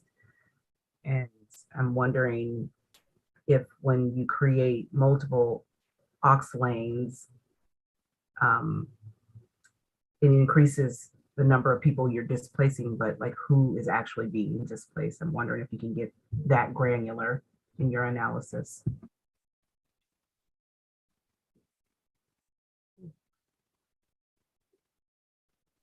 Yeah, we'll have to see if that is doable. It might be, yeah, we might not have quite the level of granularity to be able to, but there's also like, if we're talking about specific properties that would be impacted, I mean, I feel like there would be close conversations with those actual property owners. And there would be a pretty thorough process there, but yeah, but looking at analysis ahead of time, I will make a note of that and look at that, because this is honestly a question that just frankly I've been like, how do we, you know, when we're presenting and evaluating these options, like we want to have that equity piece. What all, you know, what does that mean exactly for one versus two ox lanes, for example? You know, there's the property impacts, there's the travel time, there's, you know, emissions, etc. I think just to add into that too is they're very similar between those options. I think the displacements might be, I don't want to say identical, but you know, going to be close up in that area. And the main difference is really just across the river.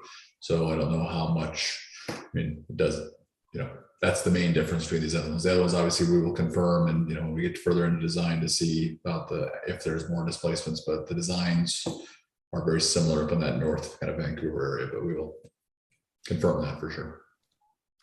Hey, Jake, what about some sort of way of understanding equity impacts from a ranking scale, right? So think of the equity index you and others kind of developed. I mean, at some point, if you try to compare, you're comparing climate impacts versus accessibility versus access to housing versus, right there. So maybe if there's a way for the committee to score or rank things, recognizing there will be trade-offs, right? Like the committee might want one version, but we might get different elements sort of at a greater outcome on one design versus the other. So we're going to be doing it either unconsciously or not. But if you scored things from an index sort of point of view in terms of this was the committee's priorities, recognizing there's 20 elements, that might be one way to sort of be able to have the committee sort of vote, I guess. Does that make sense? I think so. I just, what that looks like and how and if it differentiates between, the kind of the 1 lane versus 2 lane conversation. That's where, I need to look at, are there, how much do they differ, Right. So I want to be cognizant of time. We have 3 minutes left. Jake, could you put these slides up so that I can read off the slide about if one would like to submit public comment after the fact, that to submit public comment after the meeting, please fill out the comment form on the program website or email your comments to info@interstatebridge.org with EAG Public Comment in the subject line. Call 888-503-6735 and state EAG Public Comment in your message. Written comments need to explicitly say EAG Public Comment in the subject line or in the body of the message for them to be identified and distributed to EAG members. All written comments must be received prior to 48 hours in advance of each upcoming meeting in order to be distributed to advisory group members. Comments received after that point will be distributed to members in advance of their next meeting. Next slide. All right, so we will have our wrap up now. Brent, please post the meeting evaluation poll. And if we can have maybe 2 takeaways from today's discussion, either a takeaway or something you are sitting with or a question that you have.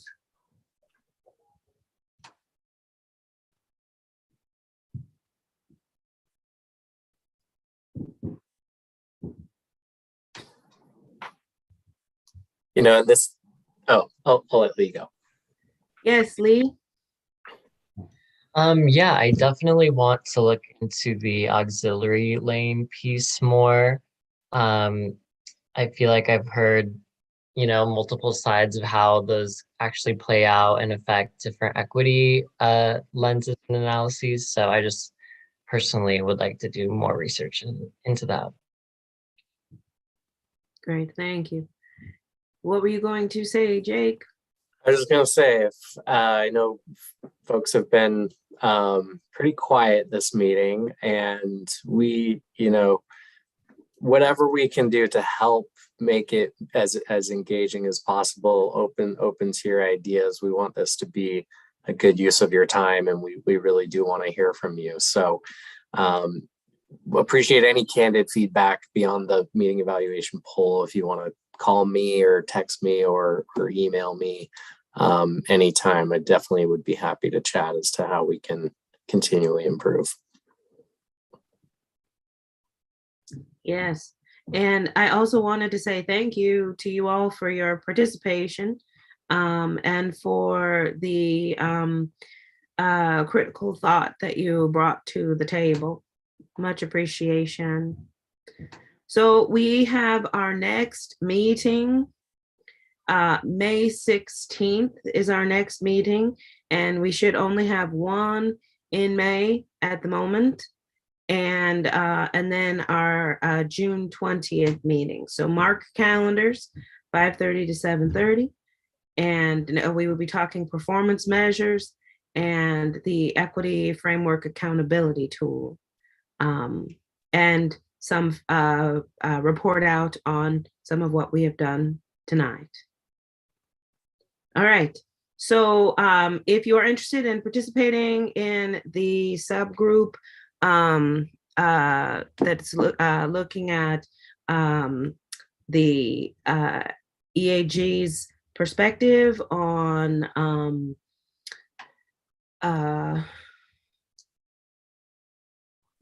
exactly shaping kind of what the recommendation like document looks like, and right before May 5th, right? Yeah. That's the goal of it. If Yep. you are open to participating in that subgroup, please reach out to Jake, and Jake will also be reaching out to people as well. So between the two, we will get a subgroup together. So thank you all very much. Good night. Bye, everyone.